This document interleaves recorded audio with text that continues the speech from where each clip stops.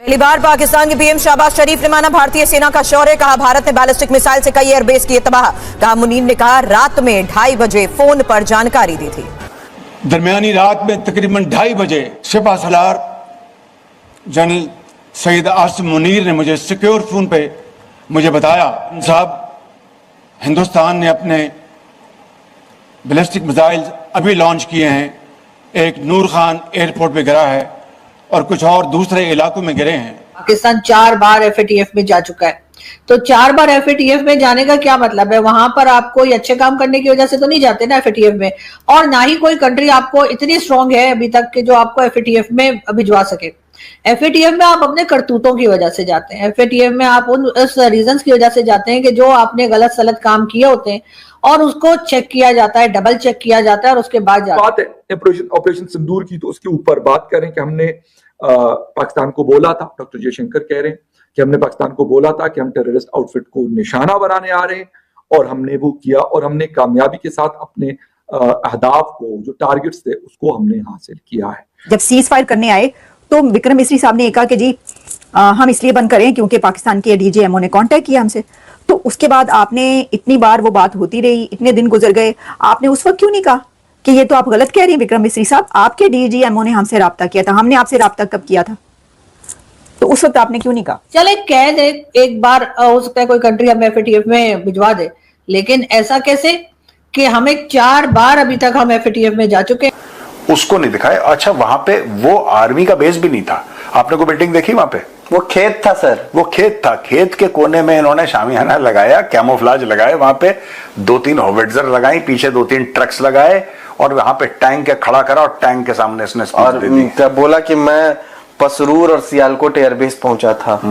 वहां पे जाके उसने ये सब स्पीच वगैरह दी है और मतलब कॉपी भी किया। तो स्टैंड वही होता है ना, आपने कहते हैं ना कि कॉपी करने के लिए भी अकल होनी चाहिए, नकल के लिए भी अकल होनी चाहिए। पर मुझे समझ में नहीं आया, I have not understood this. Modi ji C-130 Hercules से गए तो उसने कहा कि यार हम तो उतार नहीं सकते, भारत ने तोड़ दिया है, तो चलो जीप में चलते हैं। नहीं, चलो जीप में भी ठीक है, लेकिन टैंक के ऊपर चढ़ा द प्राइम मिनिस्टर, एक तो उसको नेम प्लेट लगा के रखी the prime minister of Pakistan. इसका क्या मतलब है? वो कभी वो अपने टैंक पे चढ़ता है तो उसके आगे 4 स्टार प्लेट लग जाते हैं, वो 4 तारों की स्टार प्लेट लग जाती है आसिम मुनीर के लिए। What nonsense, it's a tank यार। और फिर पता है, मट्टी जानबूझ के सिपाही उसके ऊपर मट्टी छिड़क रहे हैं टैंक के ऊपर, क्योंकि मैंने देखा कि वो टैंक उसको ये दिखाने के लिए कि बड़ा एक्सरसाइज से आया था और बड़ा ऐसे ऐसे करके आया था, वो कुछ नहीं आया था, क्योंकि स्टार प्लेट पे मट्टी थी नहीं, स्टार प्लेट के बगल में मिट्टी थी, स्टार प्लेट पे नहीं लगी होगी मिट्टी। स्टार प्लेट आप दिखाइए जरा स्क्रीन पे, स्टार प्लेट चमक रही है साफ, टैंक गंदा है। ये सारा फ्रॉड है, सारा स्टेज मैनेज्ड है, और ये नकल मारने के लिए कि मैं भी करूंगा। ये खुद उन्होंने ब्रीफिंग नहीं करी थी पहले, और इनकी ब्रीफिंग भी जो थी, जो उन्होंने नकल मारी है डीजीएमओस की ब्रीफिंग, इतनी घटिया ब्रीफिंग, पाकिस्तानी खुद मजाक उड़ा रहे हैं। Pakistani themselves are making fun।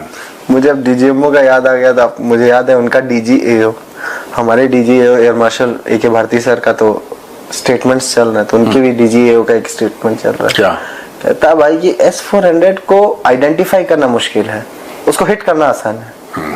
तो दुनिया करी कहता क्या है भाई, क्या क्या फिर से बोल रहा, कहना क्या चाह रहे हो? कहना क्या चाह रहे हो? कह रहा वो S-400 को आइडेंटिफाई करना मुश्किल है। कुछ तो उसने बोला, मतलब उसको लगा कि मैंने कुछ तो ऐसे डीप बात बोल दी। एक किसी ने पूछ लिया उससे, एक किसी जर्नलिस्ट ने पाकिस्तानी, कि क्या है एयर डिफेंस सिस्टम, क्या उसने कुछ एक टेक्निकल बड़ा सवाल पूछा लंबा सा। तो भाई बोलता है कि आपकी जो पढ़ाई है वो अच्छी है, लेकिन हमारी फौज पूरी जोश से भरी। उसने टेक्निकल सवाल पूछा, उसने जोश बता के खत्म कर दिया अपना पूरा स्टेटमेंट। और इनका ऑपरेशन बनियान खत्म हो गया ना? ऑपरेशन बनियान खत्म हो गया, ऑपरेशन कच्चा शुरू होगा। ऑपरेशन कच्चा शुरू होगा पाकिस्तान का। मुझसे कहते हैं कि इंडिया की मीडिया तो इसको प्रोनाउंस ही नहीं कर पाती हमारे ऑपरेशन को। अब प्रोनाउंस क्या करना, सिंदूर तुम प्रोनाउंस कर लेते हो ना। सारे पाकिस्तानियों का ये प्रोनाउंसिएशन बिल्कुल बेहतरीन है, ऑपरेशन सिंदूर। जिसका असर होगा वो तो, जिसका असर होगा। तुम्हारा बनियान जांगिया, ये कैसे ऑपरेशन है? ऑपरेशन बनियान। मतलब इनको जल्दबाजी में जो पकड़ में आया उन्होंने बोला बनियान रखो। पाकिस्तान 4 बार एफएटीएफ में जा चुका है, तो 4 बार एफएटीएफ में जाने का क्या मतलब है? वहां पर आप कोई अच्छे काम करने की वजह से तो नहीं जाते ना एफएटीएफ में, और ना ही कोई कंट्री आपको इतनी स्ट्रांग है अभी तक कि जो आपको एफएटीएफ में भिजवा सके। FATF में आप अपने करतूतों की वजह से जाते हैं, FATF में आप उस रीजंस की वजह से जाते हैं कि जो आपने गलत सलत काम किए होते हैं और उसको चेक किया जाता है, डबल चेक किया जाता है और उसके बाद जाते हैं। चले कह दे एक बार हो सकता है कोई कंट्री हमें FATF में भिजवा दे, लेकिन ऐसा कैसे कि हमें 4 बार अभी तक हम FATF में जा चुके हैं। ये तो हम लोगों को सिर्फ लास्ट टाइम वाला याद रह जाता है जब हम बाहर निकले होते हैं। उससे पहले हम जब गए थे तो वो हमारे लोग ना तो पढ़ते हैं, ना पढ़ाते हैं, ना बताते हैं, ना सिखाते हैं। तो इस वजह से हम यही बिलीव करते हैं कि बस जी अभी गए थे ना तो बाहर आ गए, और जी उसके बाद चौड़े होके कहते हैं आपको पता है हम FATF से क्यों बाहर आए? हम FATF से इसलिए बाहर आ गए कि जितनी भी कंडीशंस थी FATF की वो सारी हमने कंप्लीट कर दी।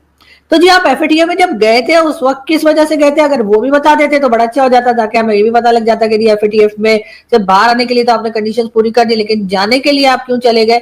तो ये बात भी यकीनन हमारे लोगों को, हमारे स्टूडेंट्स को या हमारी जितनी भी पॉपुलेशन है उसको पता होनी चाहिए, लेकिन उस तरफ हम लोग ना देखते हैं, ना सुनते हैं और ना ही सुधरते हैं।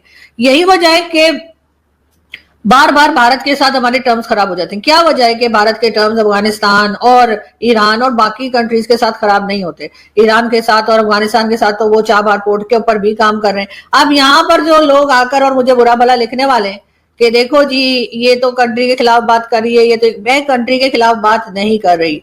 पाकिस्तान मेरी कंट्री है, मैं यहीं पे पैदा हुई हूँ। ये और बात है कि मेरे पेरेंट्स जो है वो यहाँ के पैदा नहीं है, वो दिल्ली और इलाहाबाद के पैदा हैं, वो तो आप लोग जानते ही हैं। लेकिन मैं ये बता रही हूँ कि पाकिस्तान चला जो रहे हैं वो कहाँ पे गलत कर रहे हैं, उनको कहाँ पे सुधरने की जरूरत है, कहाँ पे सही होने की जरूरत है। हम बार बार जी हम ये तो कह देते हैं, कई बार हमारे यहाँ से ये तो बताया जा चुका है कि जी भारत जो है हमारा दुश्मन है, भारत हमें खा जाएगा, ये वो, लेकिन हम अपने करतूतों के ऊपर कभी भी बात नहीं